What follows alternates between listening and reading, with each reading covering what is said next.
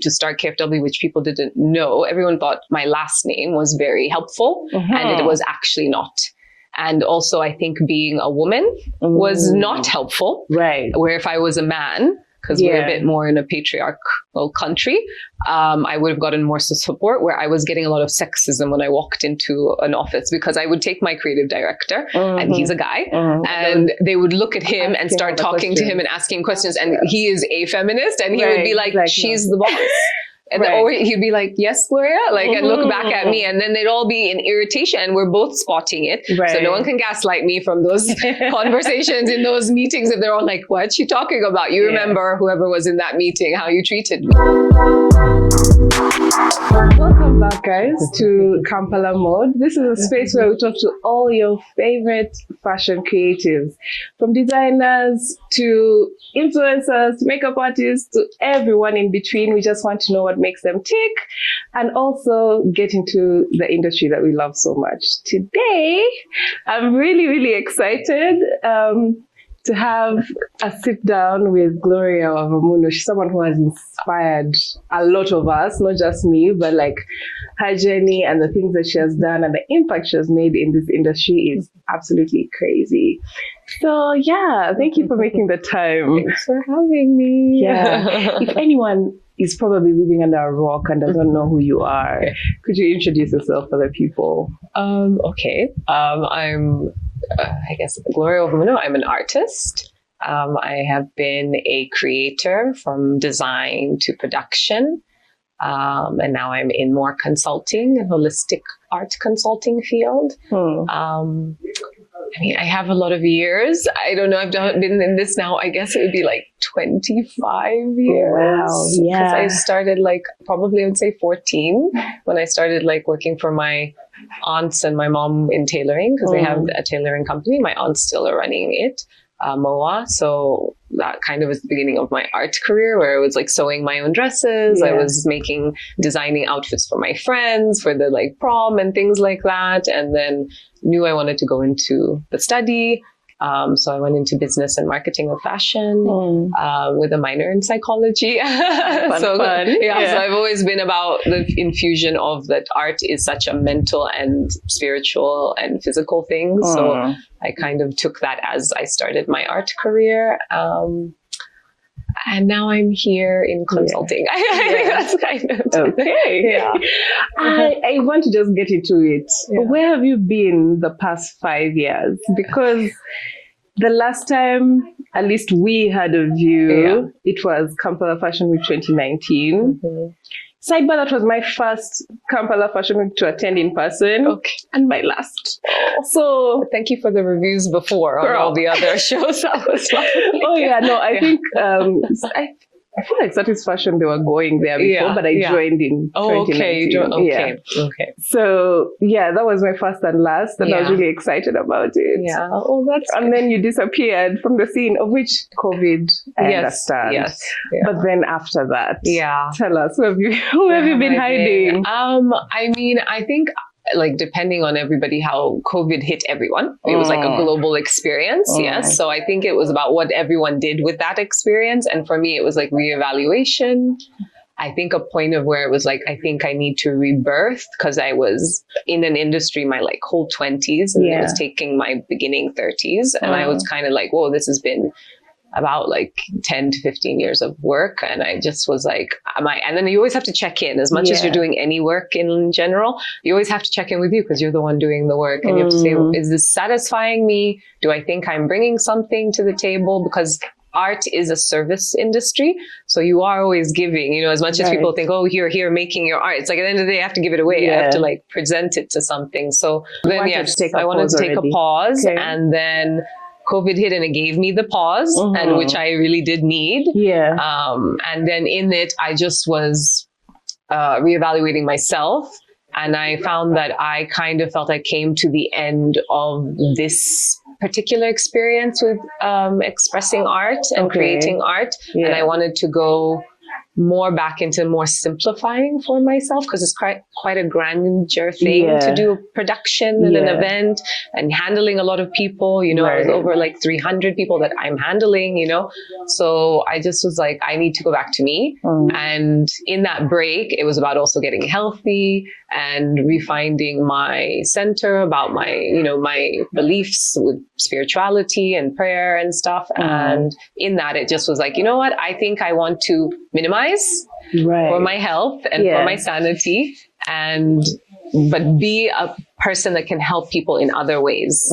So yes, I found the process in healing myself. I found that, oh, this is something I want to share, because that's what art is. Whenever we are as artists thinking of things, it's like we're trying to still tell a story. We're trying to then have a reaction at the end and everything. And now with this, it was like, okay, the story is now even more personal. It's not my imagination, but it's really my personal experience with finding my self-love and self-worth and evolving, because we must evolve. And sometimes when you're in a field for so long, it keeps you kind of unconsciously trapped in a character. You must play to keep this that you have created. And I wanted to grow. So I had to let go.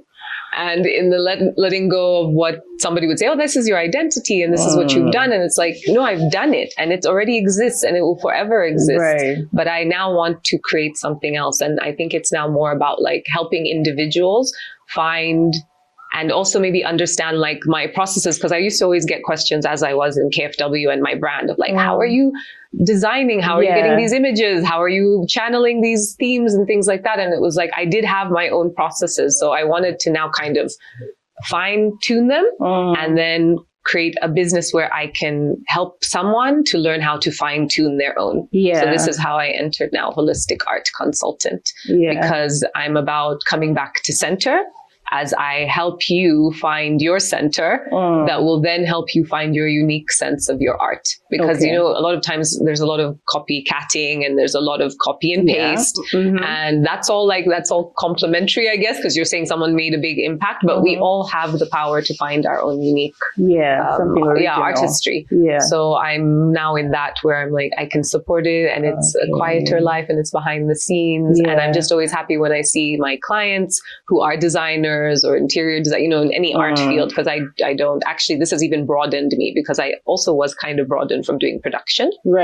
So it's now that I can also talk to more broader people, not just in design for clothes, because it's the same tools to reach within yourself to create anything. So yeah, that's kind of where I am now. Have been doing, but silently, so no one like knows unless the people who have worked with me. Yeah. And I mean, I feel like, okay, that makes sense, especially with the side of like alignment, because there's sometimes when you really feel like, is this who I am? And then when it just really doesn't feel like it, you like hard pivot. The pivot could have been softer is all I'm saying. My God. I feel like, okay, because it's such a platform that, you know, puts Kampala on the map, Kampala Fashion on the map, and it's so searchable as an internet person. And at least for me, with discovering Ugandan fashion, like growing up, I just knew fashion was take your clothes down to the tailor and get something made. And then I was watching fashion on TV. The most that I connected with Ugandan fashion was African Woman, that magazine. And so when that ended, I don't know, at some point, I was like, oh, what's going on? What's in the Ugandan fashion scene? And then I just typed in Kampala Fashion Week. And then I found all that, found the Satisfaction blog, found so much about what Kampala Fashion is through just those such words. Because every fashion girl knows New York Fashion Week, Paris, and now, you know, we're more esteeming the African Fashion Week. Lagos is crazy, Dakar, Swahili Fashion Week is also doing its thing. And so I think with the production that you guys used to do, I don't know what it is, because, okay, I read somewhere, and correct me if I'm wrong, you had started it at first, and then it like kind of didn't work, and so that's when you went to London.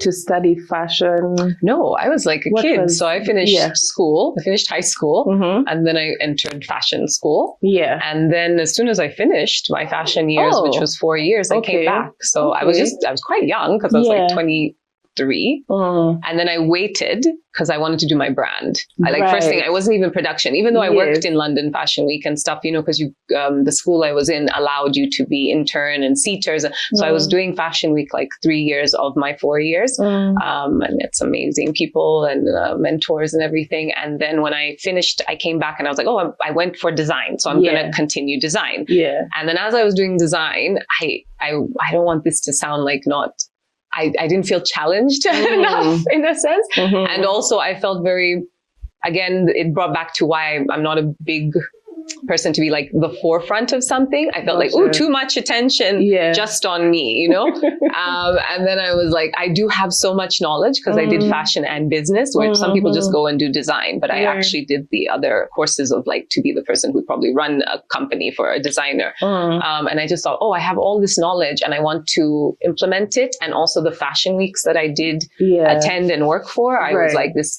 I learned also what was happening backstage and how then later it turns into marketing. Pop-up shops, all these things. And I just was like, I want to do this for my country because we don't have this. And mainly what I knew what was lacking was the structure of business and structure of art in a sense. As much as people think art is not structured, it needs a little structure to kind of move forward. Yes, it needs exactly so that it can bloom because it's like a seed and you got to water it correctly and give it the right light. And some people just think it's like bam, bam, bam, bam, and it isn't, you know?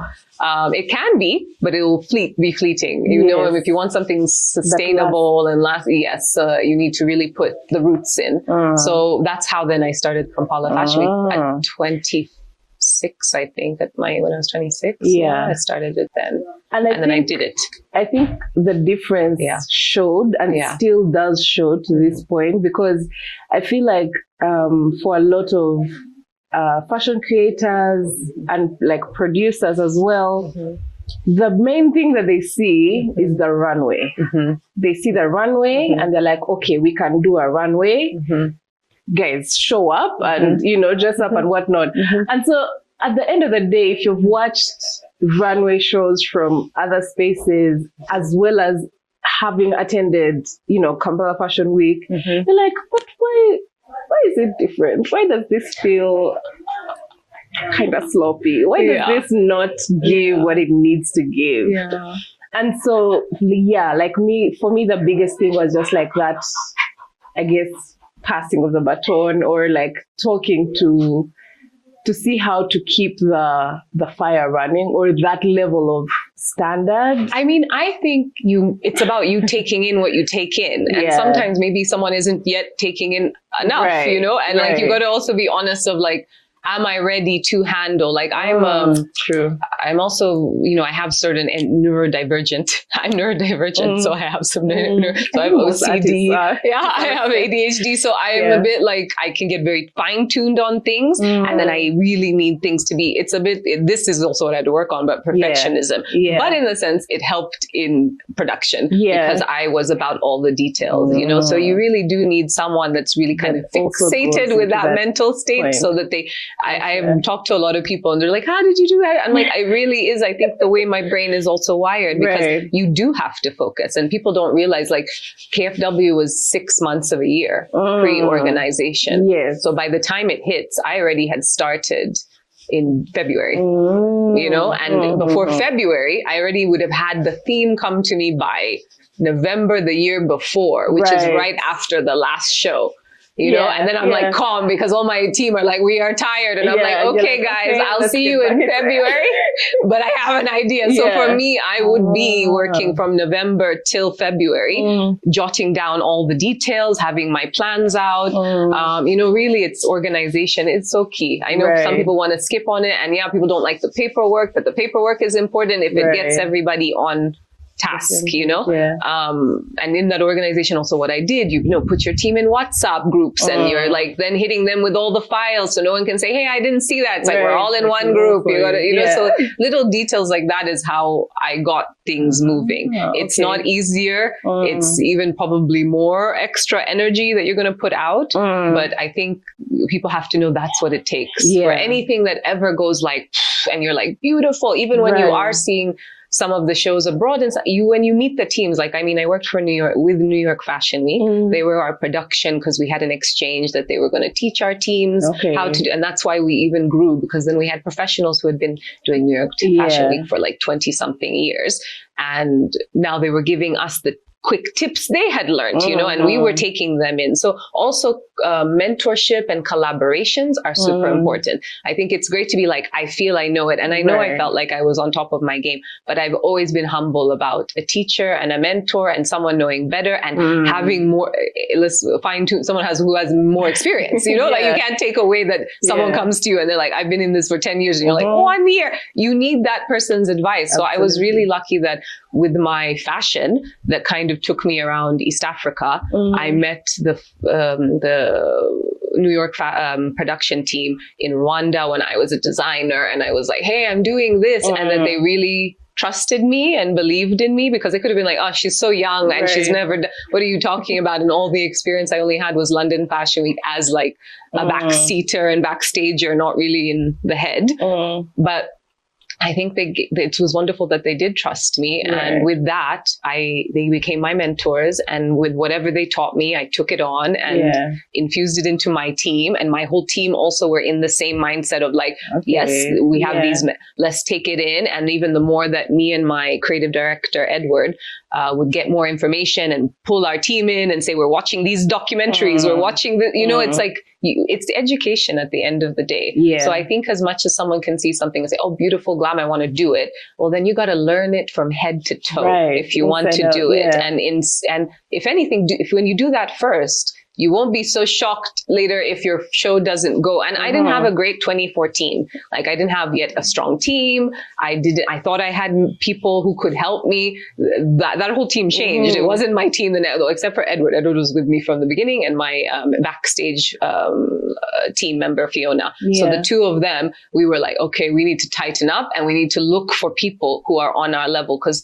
what we noticed on our first show is that they weren't people as serious or as committed to what we were doing. And we also were unaware. So, wrong partnerships, wrong things, that all happens. Like failure and not doing things correctly is perfectly fine. I think it's part of the process. It's part of the process. But then if you're going to come back, so, like some of the shows that have not been so clean and maybe it's like, oh, what's going on? Then it's like, then the next time they come back and maybe they need a year from it, or maybe they needed 2. Luckily for us, we were like, we're going to take a year, and we were back already on 2015. But failure is part of when you learn. So 2014, even everyone said 2015 was great. We had it at Acacia Mall, but there were a lot of also stuff going on. I think when we really got our ground was 2016. Then from 2017, 2018, 2019, we were just like killing it because we were on a vibe, but it still was a lot of energy. And by 2019, my team and all of us were like, we are tired. And we've been like throwing our art out. And because we wanted to show Uganda, look at us. Like even what I wanted always to say is like, my team were artists. They weren't just like business people and strategists. We were artists. So that's even what was so beautiful, because like I could throw my art and someone else would like, let's add that for that detail. And it was like, and it would expand everything. We were also a team. We really, as much as everyone was like, I'm the leader. I was the face of it, and everything. But my team were my team. They had my back. They encouraged me. They lifted me up. They critiqued me. And that's how we kept moving. And so by 2019, when kind of I told them before the year was over of starting the 2019, I said, I'm going to take a break. I'm done. I can't do this. So you knew that much earlier? Wow. Okay. Yes, I was like, I know I'm done. Like I can hear the voice that is like, you have done it. You've done what you needed to. It's time for your next chapter. And so I told my team. What was their reaction? It was sad. We all were like a bit in tears and stuff like that about like, But then also this thing where they were like, is this over? And I was like, well, we're never over because we're a team. But all of us have to go find our also other passions outside of this that make us. Yeah. And if ever, and everyone swore with each other from Mimosa to like Fiona to, and we all were like, if ever there is a time again, and we are in a good space. And what is very important, we get the funding. Because you have to know your worth. And we all know our worth after all these years. We can always do it together because we all have amazing gifts and talents. And God even knows what this future event we're going to plan because we all are like, I have the energy, I have the thoughts, and let's do it. We'll do it. So it was like saddening, but everyone also understood because everyone also knew how much, which was really lovely as a team. They knew how much work I was putting in, you know, and they also knew it was like taking my life, you know, all of them could kind of have more of their own lives. I was a bit overconsumed by it. So they were all okay. And so when we were having the show, they all knew. And if anything, I think we put in like 150, 200% for that last show, like, because everyone didn't know. And a lot of people were like, oh, it was such an amazing show. But to us, we were even like saying goodbye to each other, which is always kind of the bigger picture. I know everyone gets an event at the end, but we are still like the people and the humans who did it. And we did it because we love our country and we love the creatives and we love ourselves and we love each other. And that's like the journey that it really was. And I love that you said love for your country because it, for one thing, it made people take Ugandan fashion a little bit seriously. And I think part of that is because of like some of the standards that were set. What could you take me through the process of maybe like vetting the designers who come up and say, oh, want to showcase at the fashion? You know what? We were very lucky. Like so many designers who all tried, well, the ones who got in and either, you know, because we had a max on who could show for what we can handle, etc. Everybody always had so much talent, you know, like it was not even that. I think the more issues would always maybe let people down or caused why you can't show now was just the level that they were with their tailoring.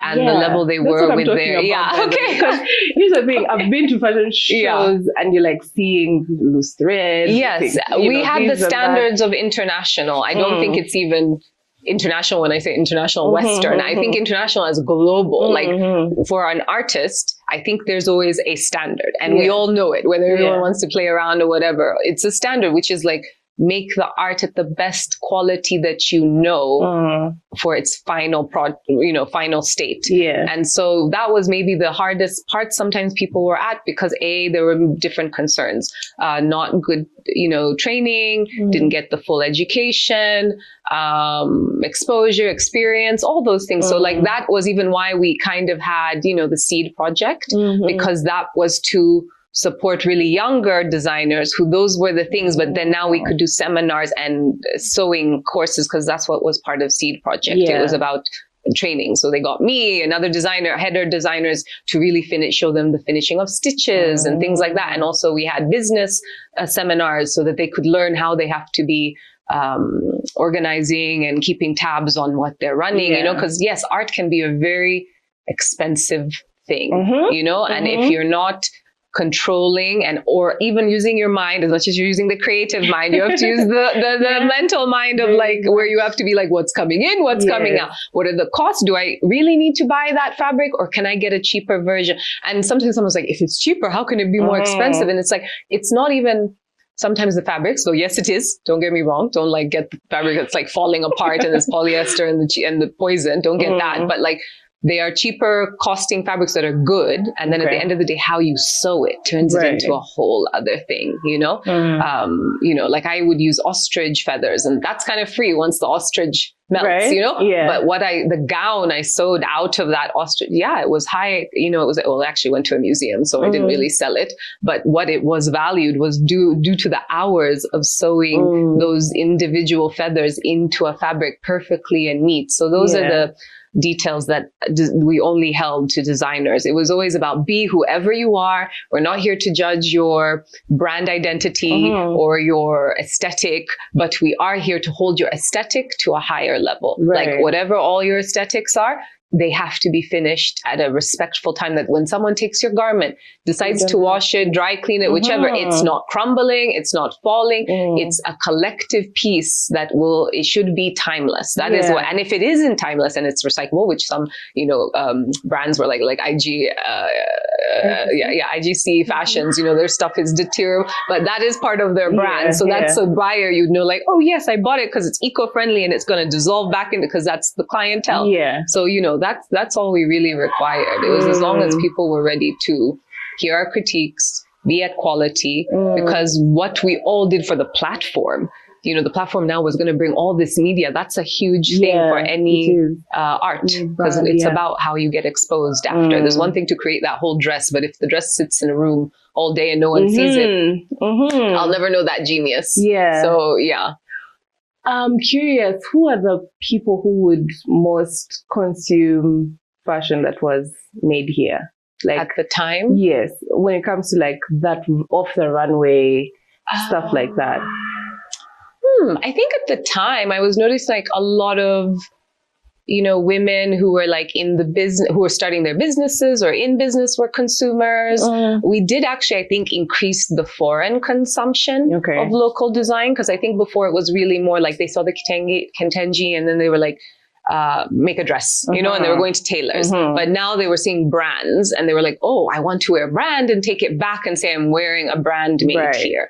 So I think that we increased that consumer more than just the tailoring and the fabrics, and they were now buying local. I think we also were increasing like the men. I think we had a lot of more men who were interested, like, oh, whoa, these fashions, as well as even maybe sometimes, I would say it was like working women, men also, then the foreign clienteles who are coming in and out of Uganda increased. So I feel like that's who was buying. And then a lot of times, from the media, a lot of these designers got residencies somewhere else to like learn more about themselves and their art. And then that would even expose them to clients there, as well as we got a lot of museums too that would get the artists to make pieces. And now they're somewhere in different, like Nijola, she made a beautiful piece for a German museum, and that connection was through us.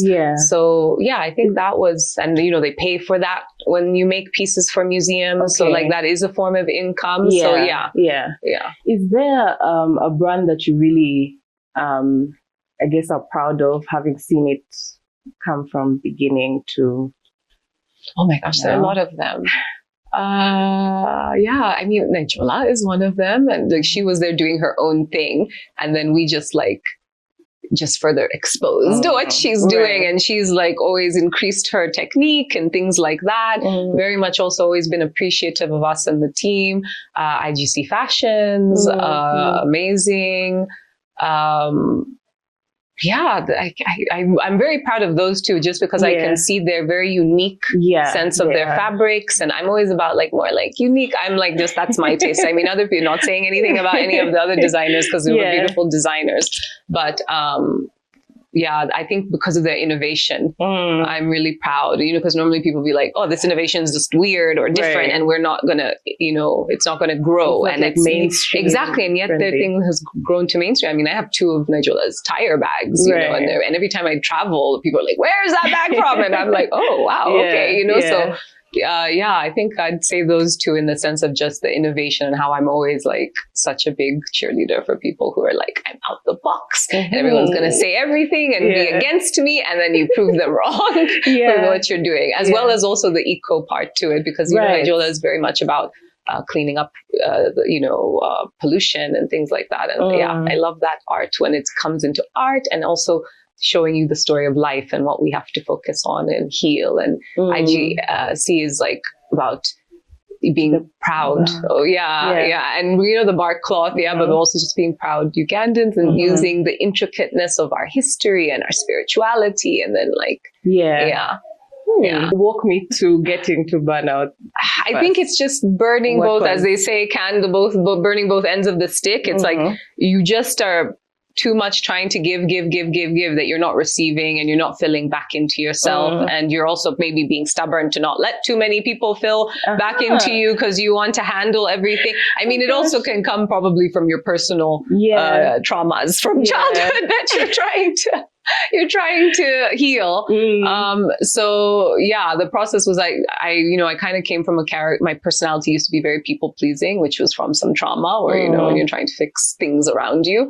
And so to heal, and then I kind of went into work, not yet healing that. And then it was also like, no, I can do everything. And also what people pleasing is always to also show people like, I'm capable. If you didn't see me, I'm capable. Like, look, I'm, so that was what I was battling personally. And then when I burnt out, it was like, all the people pleasing and all the, giving doesn't fill yourself. And it's also no one else's duty really to fill yourself and to give, so you're kind of like subconsciously chasing people's approval, but that even if you get it, it won't heal what you have to heal. So really by the time you say, I get to say no, I get to go slow, I am worthy, I am, I am smart, then it just will slow you down because then your health. I think what the other step of burnout is not just a mental blockage, but my body was exhausted because you're not sleeping enough. You're maybe not eating enough. You're not finding time to maybe work out as much because you're always like work, passed out, work out, exactly. So I had to go back and realize I needed a whole structure for myself, not the structures for work. Now I'm trying to get into that actual season or that space in time.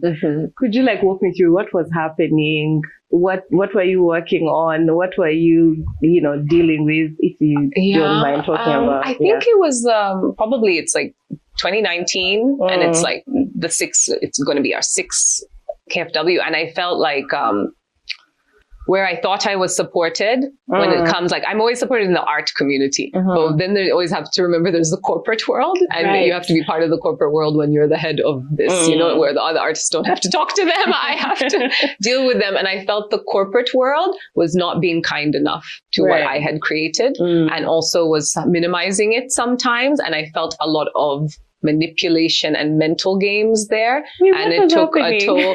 I mean, when people just I think it's all personal. As much as we want to be work gets personal. Where you are in your life will affect me, even though you're like, I'm being professional. You're not going to be professional if you have a animosity towards me or a bias or something. And I also know sometimes, and not sometimes, I mean, even to start KFW, which people didn't know, everyone thought my last name was very helpful, and it was actually not.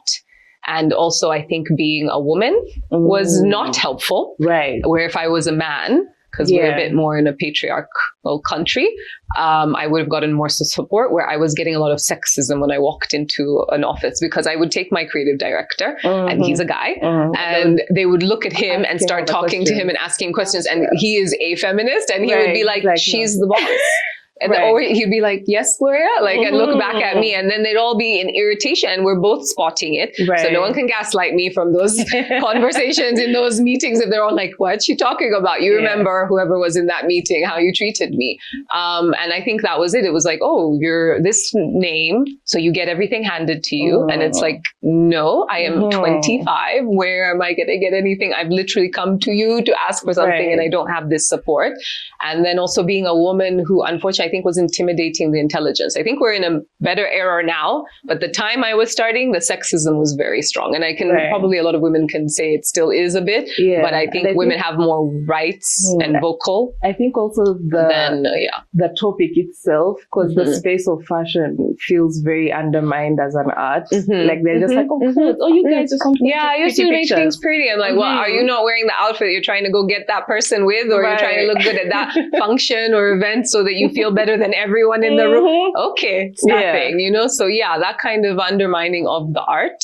Then adding the political, the social status on women and men, and then last names if you come from a family that it was prominent and stuff. So I had actually a lot of battles people did not realize on that end. Yeah. And also I felt there was no way to communicate that. And if I did, people would be like, you're a victim, or you're whining, or you didn't get it. And, you know, like, it's a lot of gaslighting, really. Now we all know, because we've all been in our psychology books since COVID. We're like, what's going on with the world? So we're more aware.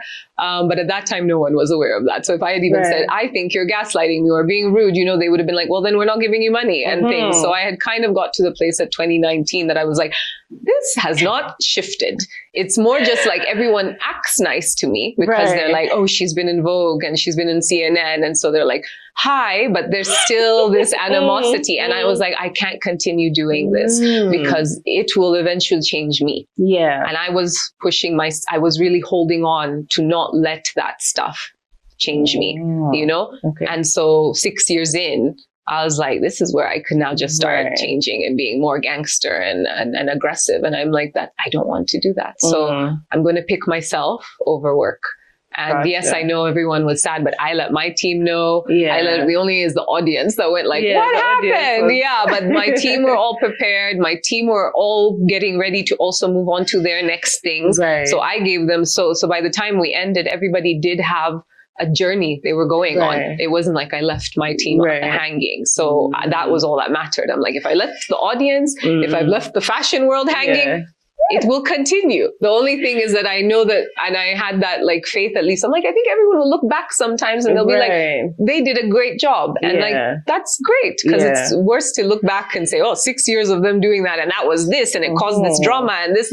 But now even the designers you're seeing have a history that they came or started or did something monumental with us to take them to their next level. And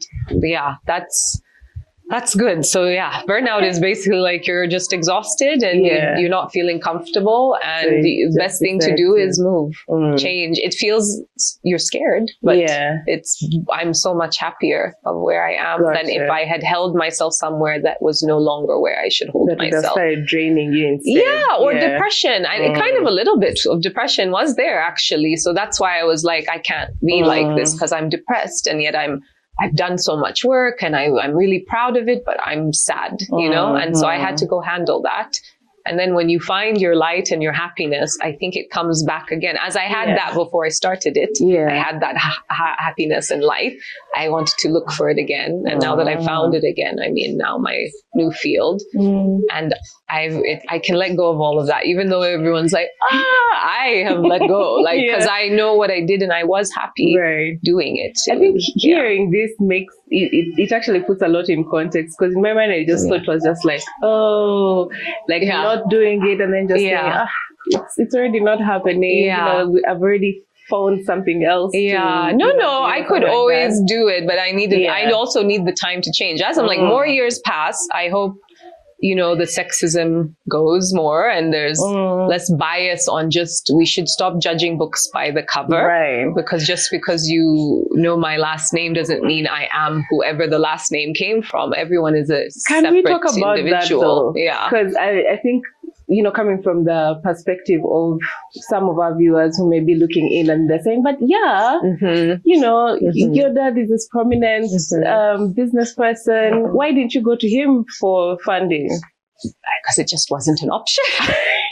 Why not? It was like, I mean, I think every businessman, I would say, let me put him in the category of businessmen with finances. I think they're all different characters. My father was just a very different character. He was someone who was like, you want to go do your thing? Do your thing. It's not my thing. Gotcha. You know, I know someone might see that as like, oh, that's harsh. And it was a bit harsh. But it also has made me who I am, where I'm just a very hard worker. I'm very determined. I'm very resourceful. You know, like that's what that stuff gives you. You know, when things aren't handed to you, which I think is good. You learn a lot. You know, and sometimes having a bit of harsh character as a parent. My mom's a very soft, beautiful character. So I had emotional support from her, but she also was like, you know, I want to help you, but I know that this could be helpful to you doing it. And I just let you do because I don't want to, like, you know, fix when there's a problem and things like that. And my mom also went through her own journey to become the businesswoman she is. So she knows that that's helpful. You know, she didn't have anyone really supporting her. It was her also doing it. Yeah, I just was like, okay, so that I didn't complain about. I just was like, cool. And were they supportive of you joining the fashion world? My mother, yeah, because she comes from tailoring and stuff. My father, no, he's not like an artist. So he's a very logistic character, I guess you would say. Very, No, because, you know, a lot of people who come on Kampala Mode have very similar stories where they're just like, my parents are like, what is this? What are you doing? And so I'm curious to hear what that conversation was like when you're deciding, I want to go to London to do fashion school. I mean, he was against me going to an art school, and it took my mom. So I had one parent who really was like, you can't, if you're going to just waste your money, like a discussion to him, like you will waste your money if you force them to do, she had the argument for all my siblings. If you force them to do a subject they don't want to do. But if you pay for a subject they want to do, then you leave them and you see that subject will go into something because they say they're passionate about it. So he kind of had that because he was against it from the beginning. What did he want? What was his picture of like a successful? I mean, I think he thinks like whatever makes money, to be honest. So, you know, so he's just like, you know, he's not really like doctor, lawyer. He wasn't even that. He was just like, what makes money? You know, and he's like, I know what was made money for me, but what makes it for you? And he wasn't really a guider of like someone who's like, these are the options to make money. So, but when he heard art, he was like, but then my mom and her aunts had been like making money off their tailoring company, but I think he wasn't paying attention. You know, he's a little old school. He is of the silent generation. He's not even a boomer. He's a silent generation. So, and those men, I think, were just really in their misogyny, you know, and their deep beliefs of like men and men things. So, you know, there's also, I think, as a new generation, have to heal that where we separate from it, because there's always this, your elders know best and your elders are there for you. And sometimes they're not, because it's just a different time, you know, and you are different from them. Like my dad came from the village, you know, and I am not. I grew up in the city. So, and I got an education. He never was fully educated. You know, he just started his businesses. I've been more exposed, you know, just even in general to different cultures, different languages than him. So I couldn't really look back to him for assistance. And then also when it came to where someone's like, oh, you could have looked at the business for him and stuff. I'm like, men do business differently. So to be honest, the person that showed me my business was my mom, because now she had been a woman in Uganda in real estate, doing her own business, her own things, nothing connected to my father. So she really actually showed me how to keep accounting, how to do this, because she had now done it, you know, taxes, all those stuff. So she was my business teacher, which I would suggest to anyone, please do find, you know, find someone who is of more, and my mom is more modern because she is younger than my dad too, a couple of years, a lot of years. So her also mindset was different, you know, where he's the silent generation, but this and the younger baby boomers were a bit more open, you know? So that is also what kind of shaped me. So having maybe sometimes a really older parent, you get to see a very far view of what's going on. And then now to have this other parent who was more also younger, but also into the business. It was like, you take your lessons also. Sometimes lessons aren't as straightforward, but you see what you're in and you see what you can do best with it. And so that's what I did. And I got my sponsors and I got all those things. But unfortunately also, you know, everyone has personal feelings. And that's what happened also with the sponsors. So then I was just like, okay, I think I've done enough. I'm off. Wow. Okay. Yeah. And although we're still very thankful not to like beat a dead horse, because I think you walked so that a lot of people could run, because now like, you know, the space is, you know, very robust. There's designers everywhere, you know, here and everywhere. And so it's like a little bit easier to walk into some of those rooms.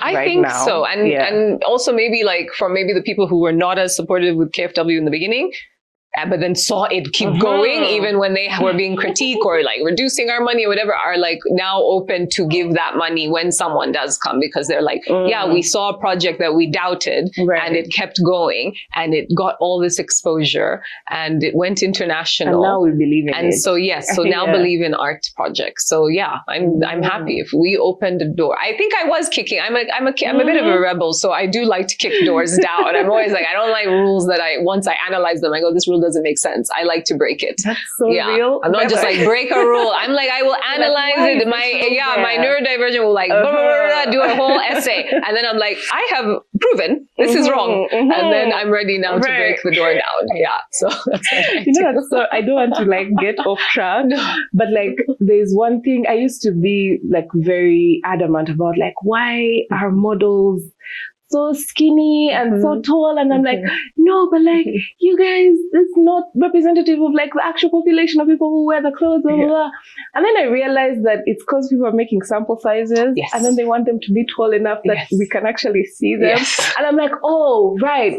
Proceed. Yes. Feel free. Yes, exactly. But then also with the update, because even here I had like plus size models walking and people are like, what's this? I'm like, that sample size will sell because there's going to be a client that's the size of this plus model, you know? So I'm breaking it down. Let's have plus models. Let's have diversity of, you know, even tribes. You know, some people are like, oh, tribal. And then they're like, really? They were even in that. At that time also, when I was starting, people were always like, oh, you're in Uganda and you work with, you know, because my team were like, all the tribes were actually my tailoring team, and within my also team, everyone was of also other tribes, and everyone's like, you're working together, and I was like, this tribalism needs to also be broken down. Like we all act like we're fine, and then you're there like blah blah blah blah blah, that person like that, and you're saying all these stereotypes of a tribe, and it's like, but you know, we're all people, right? And the most talented videographer might be from that tribe, and another writer might be from.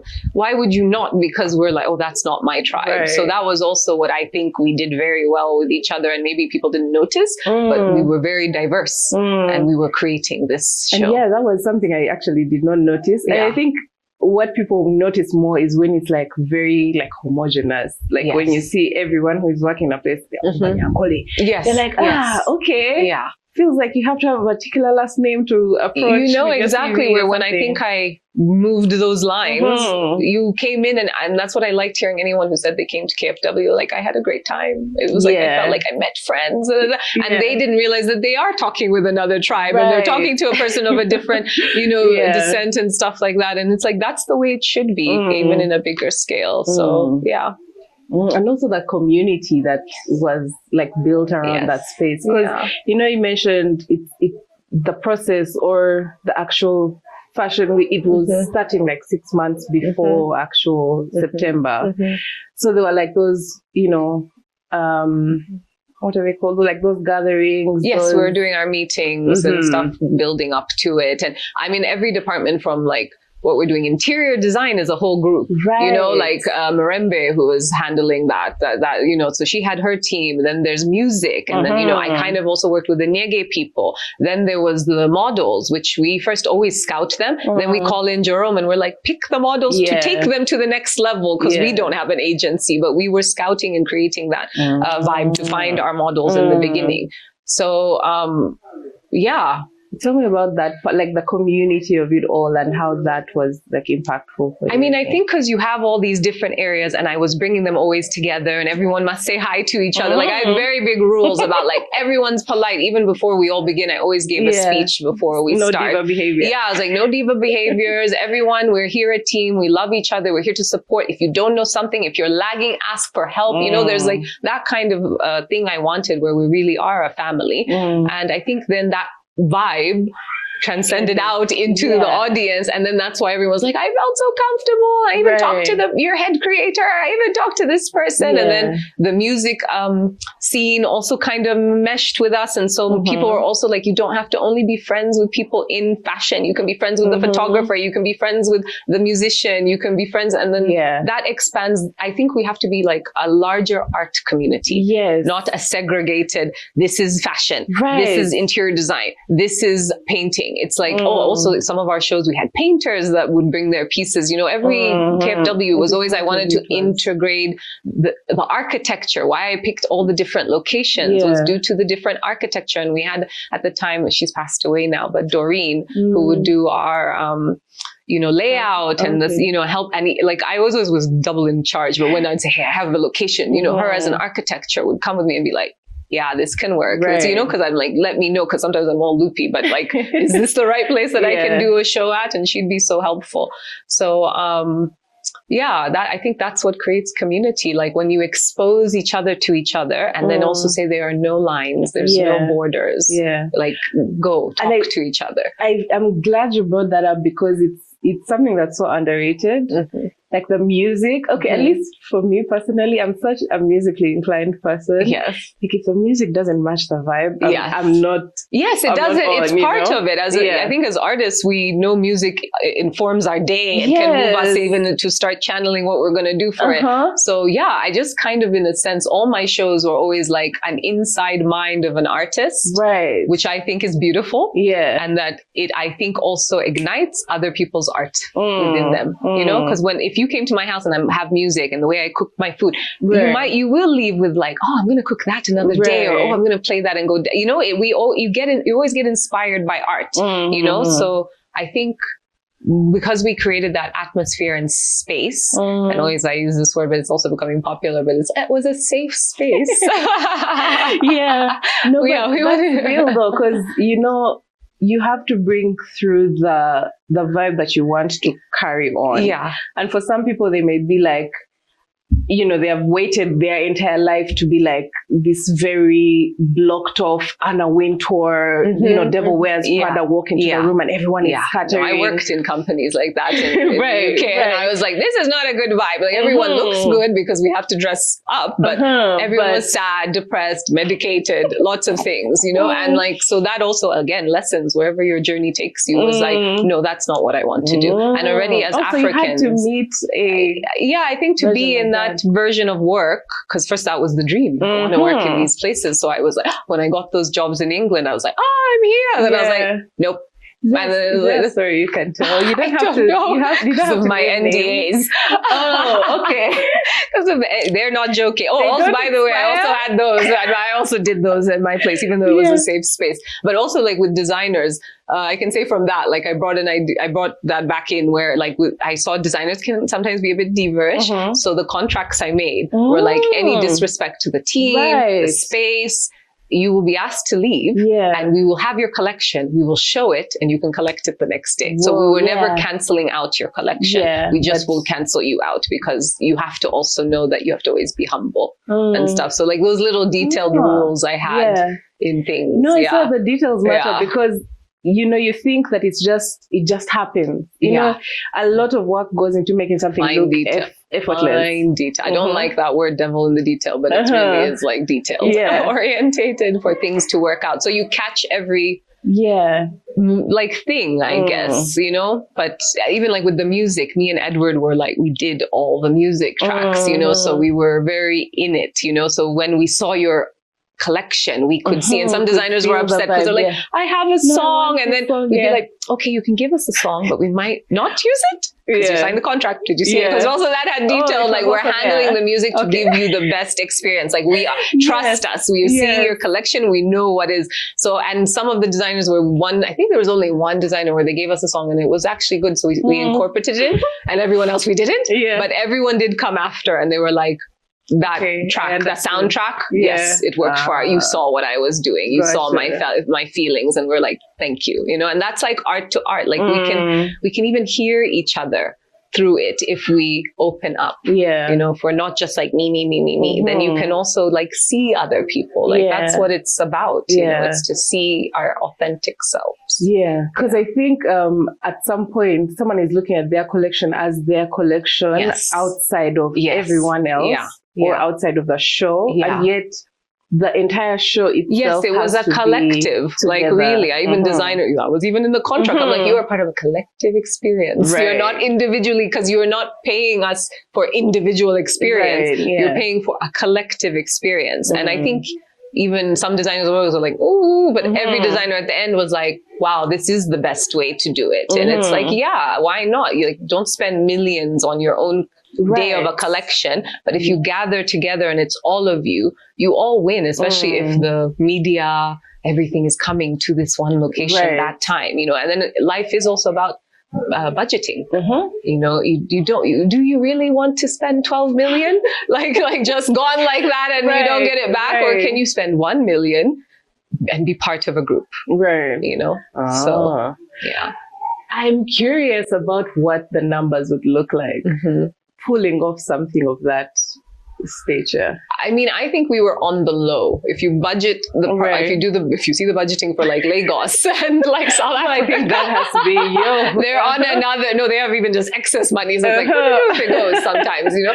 But we were on a very tight budget, just in the sense, again, you know, not to harp on this, but like being a woman and having the stigma of my last name, people were not as open to give me money because they were always like, go back to your father, and it was like, woo, rude. Like, okay, but so I had to really handle the small budgeting that I did. And we were always between, I mean, when we first started, we were like probably, I'd say 50 mil. And then the max we did go to was 70. Yeah. Oh, wow. You know, that would cover everything. And then, you know, then we were charging for tickets and that would come back into maybe paying for some other things. So that was kind of, and now I would not be at that low budget. Now if someone called me back just because of all the experiences and even what I'd want to pay my team. Now my team, it's 5 years. Their salaries have doubled, you know, even tripled. So the budget would be super bigger than before. But that was us. That was me crunching the numbers, getting what I could get and seeing it work and talking to my team members, like my set designer, Marembe. She was always like, I was like, this is what I have. And she's like, okay, I'm going to make it work, you know. And in that, she went into recycling and finding, you know, repurposing things, you know. So there's always a way to also work with the budget. So that's also always important. Not everyone always being like, if I want luxe, it has to cost so much. No, art is always to make something look luxe at a lower budget, because we know it can be lower, you know, let's not lie. Absolutely.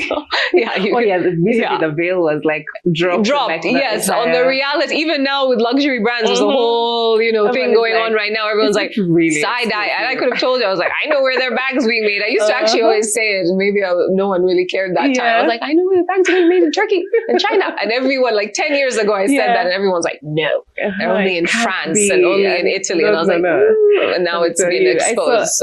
There's a tag I saw that just made me giggle so much, that it's had made in Paris. I mean, not designed in Paris, made in China. Yes. They wrote it in French. So it was like fabric. Lovely. I love that transparency. Brilliant. And I was just like, wow. Okay. Yeah. And then it's still going to be 4,000 euros. Well, you know, everyone's budget. Like the trains and the container, and I'm like, your container costs $1,000. So what is he talking about? Well, some are 5, you know, but like, you know, so that's it. Or you can share a container with somebody else and cut this up. But it's cool. Like, everyone is also at the end of the day allowed to price their things. Like, I really don't have an argument on that. But my always thing is about quality. Like, if you're gonna make something, make it correct. Like, I'm kind of sad, you know, about companies such as like Primark, who make like cheap fabrics that bleed and actually can cause rashes on people. I'm like, to save costs so that they can sell it at £5.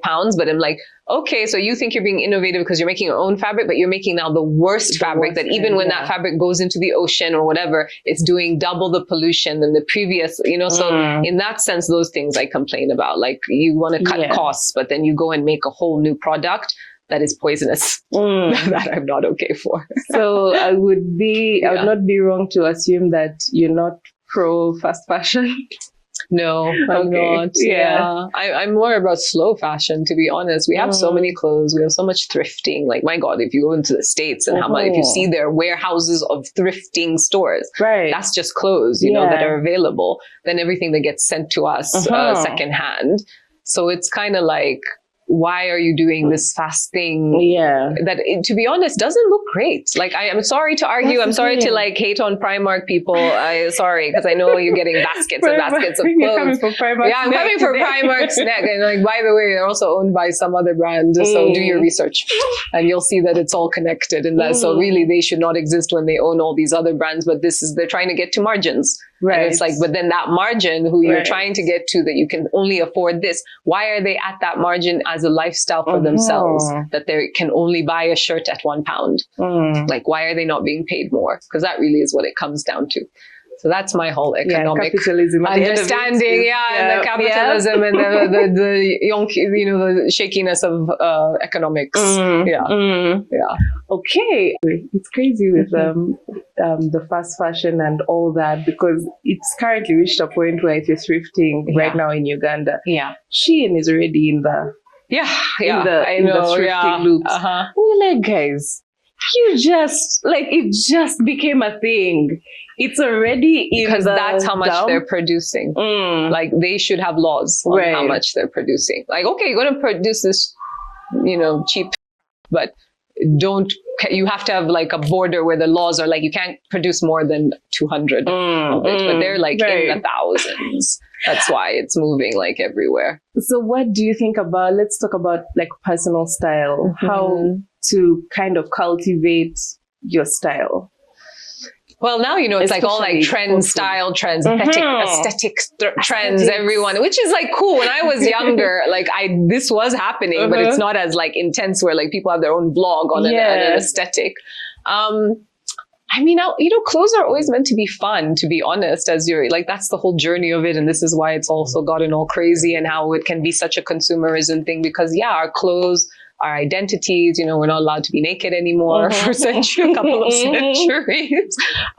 So it's, I don't know, finding your own style, it really is up to you. I mean, unfortunately, I think a lot of people get distracted because of now the trend energy and the social trend energy. So you're like, I have this event, I need something now. I need that. Like, no one thinks they can wear the same thing. I feel more younger, that's why fast fashion is sold to the youth, because they know you're not yet fully developed in the sense of self. Right. But, I guess it's a journey. And then once you get through that, then it's like, whatever aesthetic. Like, there's just so much clothes. Enjoy, play. Partly selfishly, because it's such kind of a weird self-discovery point with my style, where it's like, I'm trying something different. I'm trying something a little bit more put together, or layering a few more, blah blah blah.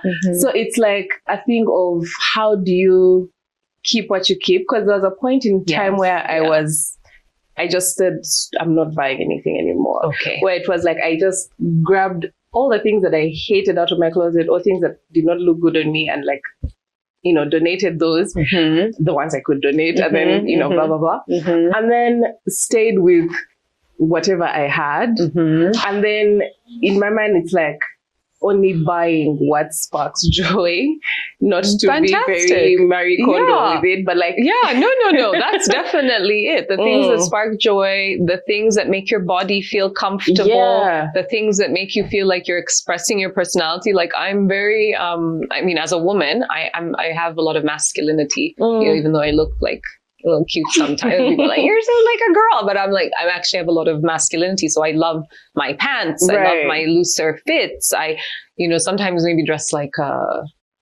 what do they call them? I guess they're like, a hippie boy from like New York. What are they called? So it's like, once you kind of get your character, then I think the clothes also come. Like, where before I'm like, because also being in Uganda, I dressed very feminine, my youth. And then when I went to the UK for studies, I saw, I could be a bit more masculine and it's not weird, and then it's like, and then I learned more androgynous, and then I was like, oh, this is more me, because I love my femininity when it's time to put my, because also my dresses and stuff are always so unique. Like, I like things that gather and asymmetric. Exactly. So it's like, that's my feminine, and then my masculine. So it's like, once you know yourself, just like somebody could be more feminine, that's why they like their pinks and they want to be more in dresses. So it's like, once you just know yourself, I think then again, it goes out into what you're going to purchase. And as long as I think you're always like decluttering, share, and everyone's like, oh, charity, but not even charity. It's like, give it out to your family members like and, and someone you work with and stuff, because people like yourself. Go give it out to your friends at the gym, like mix it up, and then feel okay that when you're putting something back, just make sure it's of quality and something that you're happy, like sunglasses. Like I'm a big person about like quality. So I know you can play when you're dressed up, but sometimes a really good quality made, it doesn't have to be expensive, doesn't have to be a luxury brand. Sunglasses are like, they like complete an outfit because it's like clean and it's simple and it can match all your multiple outfit, things like that, finding things that mix around. I'm all about layering, as you said as well. So yeah. Is there an item in your wardrobe that you're just like, even if push came to shove, gun to my head, I would not give this item out? Which one would that Oh my God, I think that's all my sunglasses. Oh, okay. Yeah, I'm a sunglass collector. I would even say it's not clothes. I'm always like a bit like, Oh, for real? Yeah. Like my nieces love me and all my closest friends. No, when I'm ready, it's all folded and I'm like, have a look. And then they're all like, because I am quite a good collector also. So somebody will be like, why are you giving this away? But I'm also like, I loved it. It loved me. I want to buy something else and I can't have, like, I actually have a limit of what can be in my closet. Yeah. So once something is coming in, something must go out if the limit has been met and stuff. So I kind of move with that with my consumption. Interesting. Yeah. So because of how my pieces all work together too. I like that they can layer, that they can be mixed together. I have like skirts that I can put dresses on top of and it looks like a longer dress, things like that.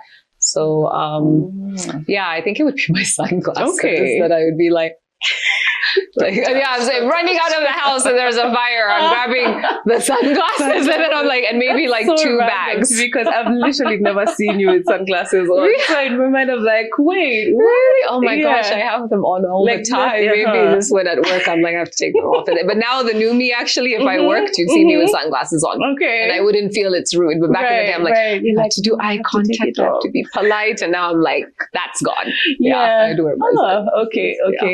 And is there someone like a fashion icon or something like that whose style you love or have loved over the years?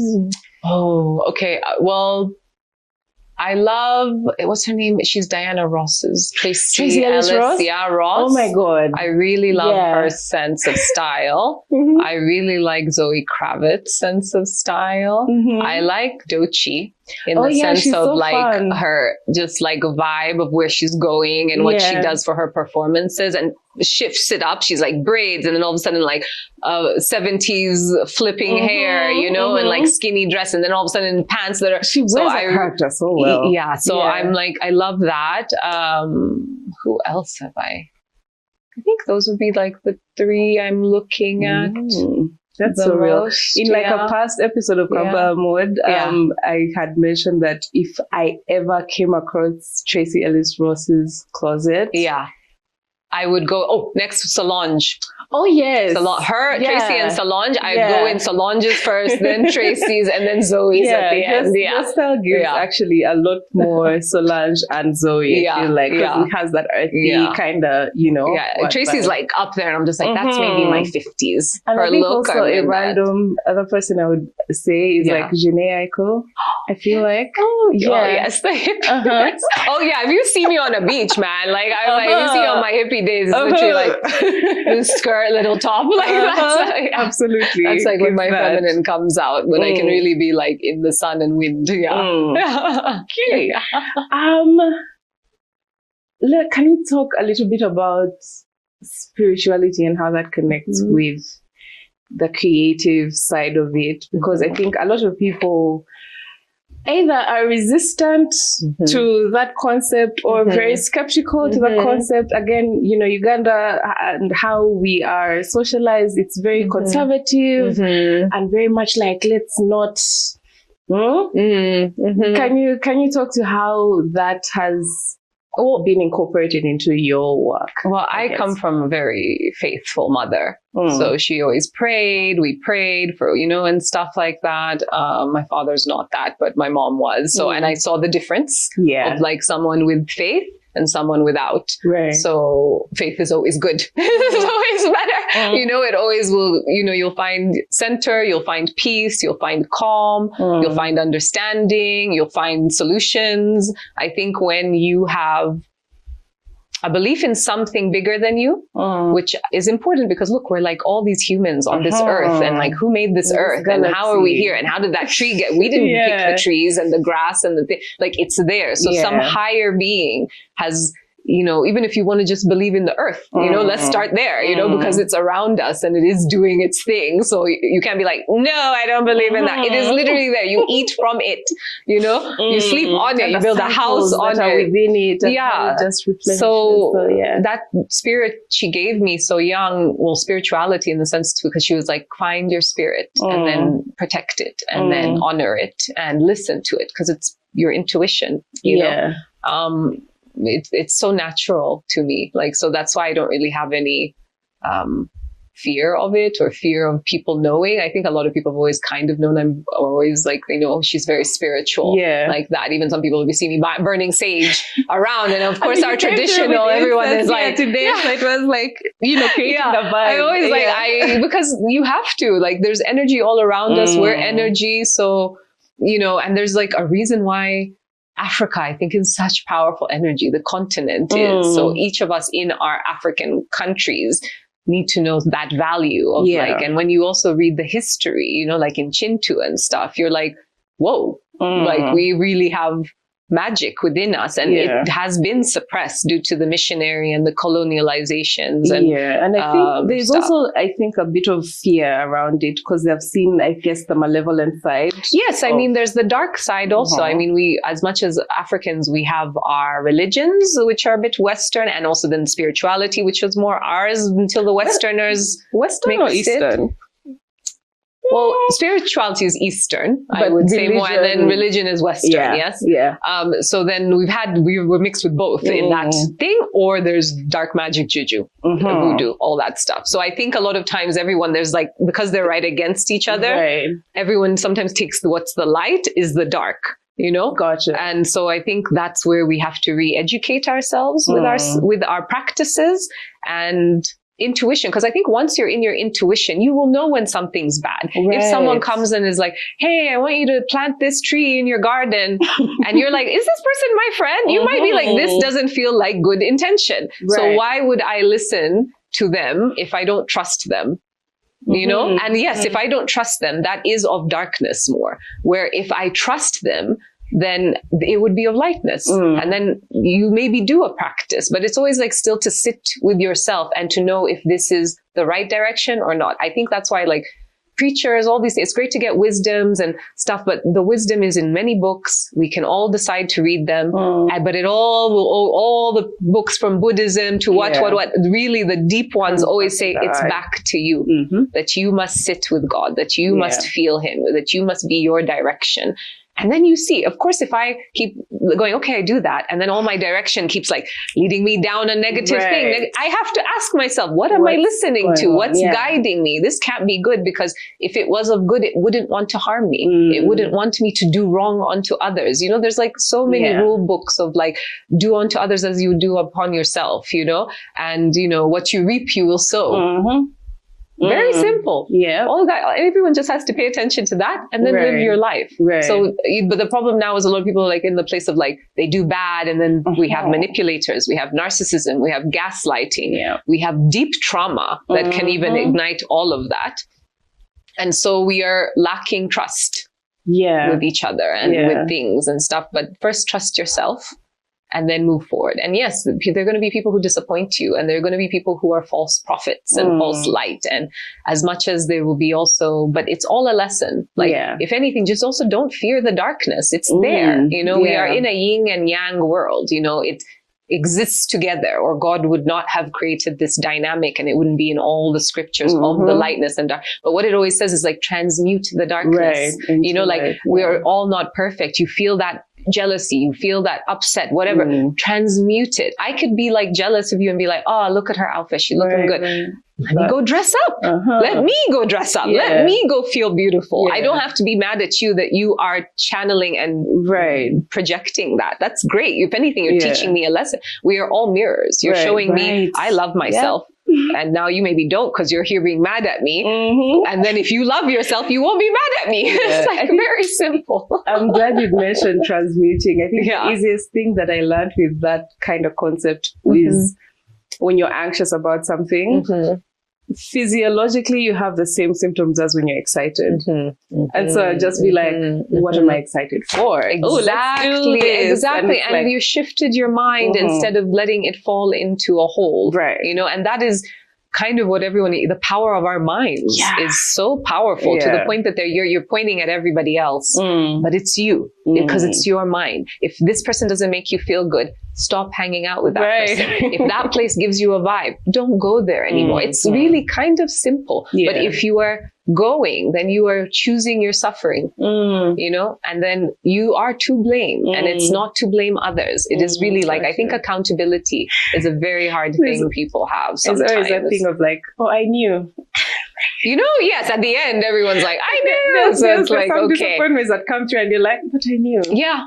But then, you know, you had to also go through it. So like to beat yourself up even more, like, oh, I was stupid. Why didn't I do? No, let that also go. That's also another hole you're going to dig yourself in. Just go like, let me humble myself. I obviously didn't know enough and that I needed this lesson. The lesson has come and I've learned it. And if I didn't learn this lesson, I will literally call in the same lesson with a whole other group of people.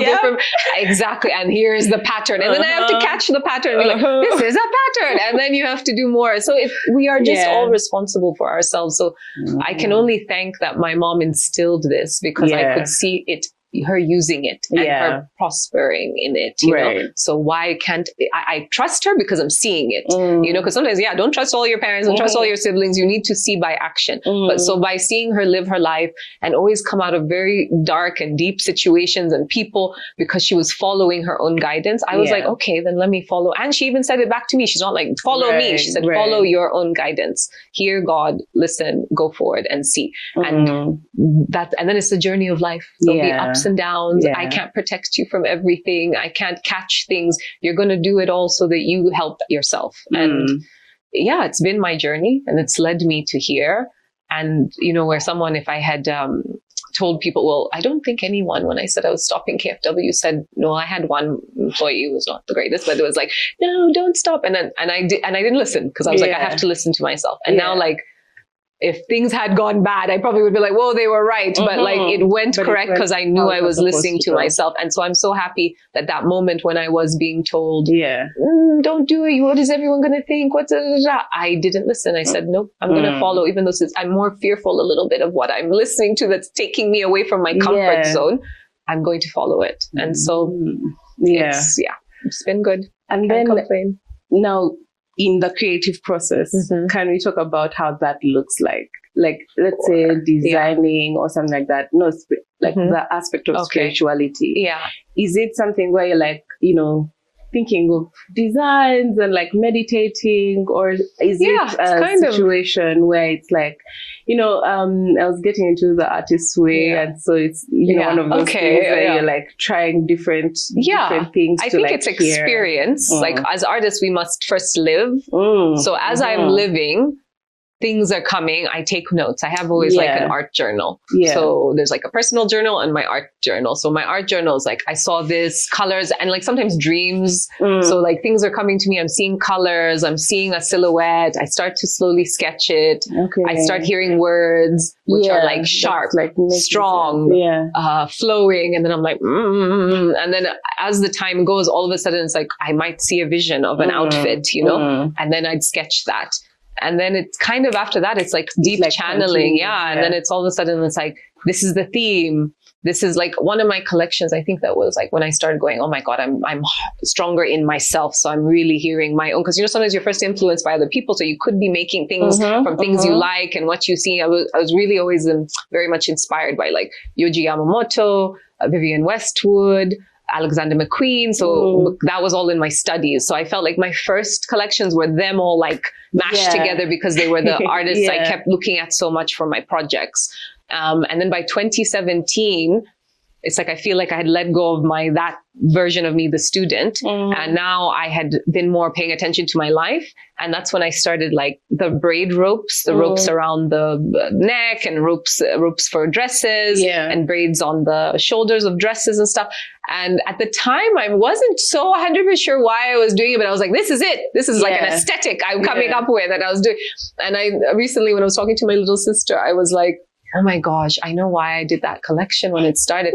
I was feeling so bound. I was feeling so like held against like my throat chakra that I couldn't express myself because everyone's like, you're a woman and you're from this and you're from that. And so I felt so chained. And then that was me trying to break free of the ropes that were chaining me and saying, I'm turning it into my outfit and stuff. So, but it's like, it took now where I really understood it, where at the time I just was like, I've invented a whole aesthetic. This is, and I was just more in that vibration. So, and I think like the artist language for some people can be hard to grasp, because in your head, you're like, you see this finished piece, even if you see the explanation behind it, you're like, how does one get from here to there? Because now, like what you described about earlier in your process of looking at who you're inspired by, I think it's what a lot of us are still at. That's where people still are at. They're like, I love these aesthetics. I love this designer. I love how this one, you know, puts things together. Let's put them all in a mashing pot and then see if something new comes out, and which something new can come out. That's always first year process. But then that coming from yourself or from your own story, your own where you have to strip yourself back down after you've encompassed these people, and then take back, why did I really, and you know, and then finer tune it. Why did I like these people? And what I loved about all of them was they all had their own individual aesthetic. They were all really concentrated on detail. They loved that, and they loved playing with fabrics. That it's not sitting the way it originally sits. So those were the three strong things I realized once I broke myself down and removed those designers and said, what in them did I really want? And then once I knew aesthetic, I was like, okay, I need my own unique aesthetic. I love playing with I love mutating fabrics. And then I love tailored pieces. I love that the piece, when it sits on you, like I even met a girl the other day who bought like my jacket, like 10 years ago. She's like, I still have it. It's gorgeous. When I was doing like the Basuti jackets. And I was just like, because I know the effort, and even why I was doing was taking from my culture, but then, you know, at the same time modernizing it. So I knew what I was doing then, but then still being constructed where I was like jackets, because I don't even do jackets like that anymore. But at the time it was coming from Yohji Yamamoto. There's that kimono from 2019. From 2019, red, black. Very, like with the gold. Oh, I still... Girl. Yeah, and then Japan. Like I realized that is just something I really adore. So that's why I still kept that incorporatedness that a lot of people have been saying. I see a very Japanese aesthetic into your pieces, and it's like I love the culture, and I'm just keeping it. So that's it. Sidebar, I was listening to Japanese music this morning. Like that was the vibe for me this morning. Oh, okay. Oh my gosh, it literally is my thing. Yeah, I'm like always like past life I was Japanese for sure. That's why I just have the vibe. And then they put me in Africa like that. And I feel like Uganda is Japan. Like we could be Japan if we really in the sense of the really uniqueness we have in our clothing and styling. Like just look on the street, you see all these guys and girls who are like, yes, we're here like experimenting with our aesthetic. I think now they're experimenting more. They're on a whole other like thing. But then also like if our technology catched up, we really do understand technology, I think, in Uganda, and we like it in fun ways. And then our music scene that is like very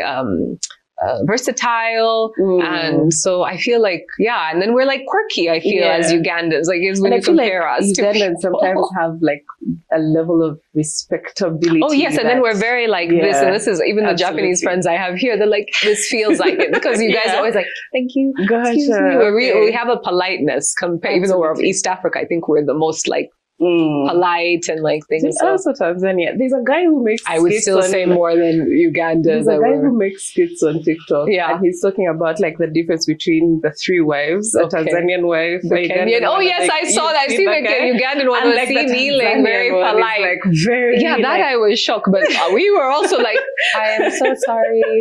Can you know, like, so, and that's Japan too. Like even those are the lawsuits there where the women are like, these men, and everyone is like, shocked. Yeah. Okay, so you had mentioned among some of the people who had inspired you, Alexander McQueen. Yes. What do you think of like continuing someone's design space even when they are completely not there? Like, what do you think about like closing down, for example, Off-White after Virgil left? Or I think that was more correct to do. I think when a designer really starts a whole like aesthetic, unless you have a lot of produce that you want to sell, like there's a lot of products that are left over from that designer, then I think you should do a very good clearing of it. But after that, it's just copies, you know, like, because you can't have the same it's not like I have a, you know, there's an Alexander piece I do have, and it's like, it's not the same to all the stuff being made, you know, and I don't know, his energy was it like an original, like him, like the jacket, an original when he was alive. Because even Edward worked for him when he met him. It's not the same energy with the new. I get where they're going, but then I feel like then it just should become this other person's brand. But I also know that there's power in a name. And when someone says Alexander McQueen, they're like, like more open. But I don't think it's the same since he's not been here, you know. And Virgil, I think they did the correct thing to just end it. But he was part of Louis Vuitton, so Louis Vuitton was already going to be there. They just kind of made an offside with him. And then we're also like seeing something really exciting with Daniel Roseberry and Schiaparelli and how he's like kind of coming and reinventing it. And then there are things like that, like YSL and Chanel, you know, the original people are gone, but then these other creative directors came in and like, took kind of made it. So it's, I don't know, maybe it might be on the line of it. Or a thing of just like, I don't know, taking it on with, I guess, some respect. I mean, they are respecting, I feel, just the name, but you know, it's the same with like Jean Galliano, like he no longer can be on his brand because of what happened with him and Dior. But then he went to Maison Margiela and it's been good, but now he's just left that too. So like, I don't know if a brand, I guess, has such like strong roots and strong financial strength, base, and then a designer's like done, then you know, then let the experience go to someone else so they can enjoy, like being like, I get to make and not worry about my budget. Man, I would even go for a few months if one of those brands were like, hey, we'll take you. I'll be like, and then I'll do like a good year, and then I'm like, thank you, just wanted to show my vibe, and then I leave. If you could pick one.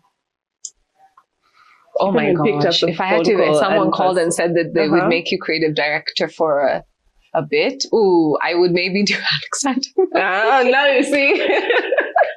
I'd be like, let me come in with some African inspo. They would love it because he was always really inspired by Africa as well. And then, like Schiaparelli kind of also, because I love that they would give me.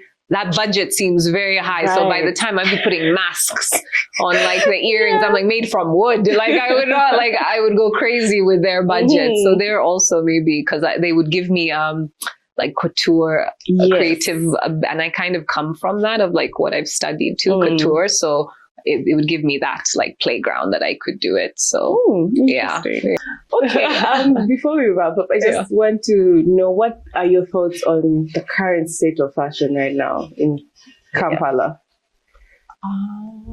I mean, I think it's like a little bit chill. I'd say it's chiller than our time during Cape Town, because I felt it was so intense. Like sometimes people were like, this is happening here. Even just out of Kampala Fashion Week, there were a lot of things going on that were bringing the fashion people together, and there were like events and parties that we could even gather and dress up in and stuff like that. And I feel like it's maybe chill, but I've also been out of like the social scene.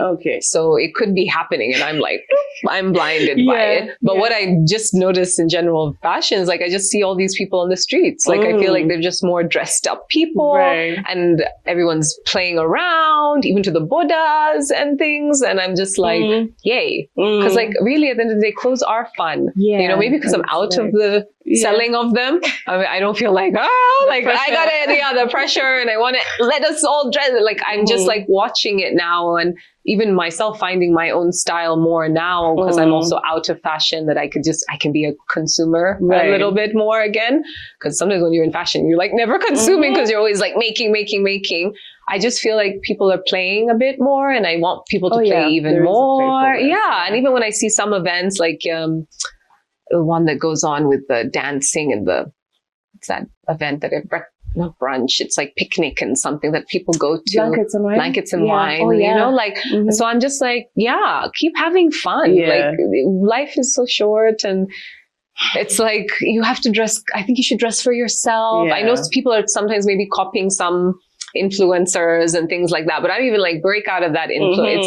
It's boring. It's like, go harder, wear your jewelry, look for your specific metals. If you're like, I only wear silver, I only wear gold, find the unique designs, open up to more creative ways that, you know, because some people are just like, oh, jewelry, just simple dots like that. But like, see your earrings with that, and they have the blue, and it's like, just play, like, have fun, like, we just really have one life. Well, we could have many lives, depends what you believe. But if you're going to come back here, have fun with it. Like, if I'm back for another time, I'm having fun in it now. And there was a period I was a bit too serious, and you know, that was the pressures of the world. You have to be serious because now you're a boss. And now it's like, I did it, and I've come back to my playful self now, and I'm a boss in a different way. But I'm also now very adamant of keeping my playfulness and keeping my joy and not taking things too seriously. And I'm also like, I don't know if you know this, you know, where you can find out if you're like a projector, a generator, or whatever. So like, I'm a projector. So I have to be asked where I go, you know, like you have to welcome me in, and then I come in, and then I'm like, and this is what I see, and this is what we can do. Mine there are two different ones. It's a manifesting something. Oh, okay, you're a manifestor, but like, no, I'm crazy with manifesting. See, so it's like, so easily. You see where the word is. So it's like, you got to be more, because you're a manifestor, you got to be very sure of what you're choosing to manifest. Because if not, you'll manifest all these thoughts, and they could pull you away from things. They could not complete. They could, you know, so it's like, as a projector too, I have to go where I'm asked to go. If I go, because I used to be that person, like, I see a problem, like, hi, can I help you? And then people are like, and then they do take my help, but they're still mad at me and mean. And then I'm like, I feel rejected, but I gave you help, you know? So now it's like, I have such energy and so much big ideas when someone is open, because I think I could be a very, not this word, but people say it about me, but I could probably be a very intimidating mentor, you know, because my energy is very strong, and I'm very strong-minded and stuff like that. So I do need an audience and clients that are like open to me. So that when I come with this strength, you are open to it, and I'm not going to be a pushback. Because I used to have those, because I was entering spaces, and it was okay but for my peace of life, I don't want to be pushed back, because I know when I come into a space, I'm bringing the most genuine thoughts. I'm bringing always to elevate. I'm coming to excel. I'm never to diminish. So if I'm not wanted, then cool. Oh, okay. That's an interesting thought to leave us on. Thank you for watching. I'll catch us next week. Bye. If you like this video, make sure to check out the rest of our page, because there's so much more for you to see. Make sure you like, share, and subscribe.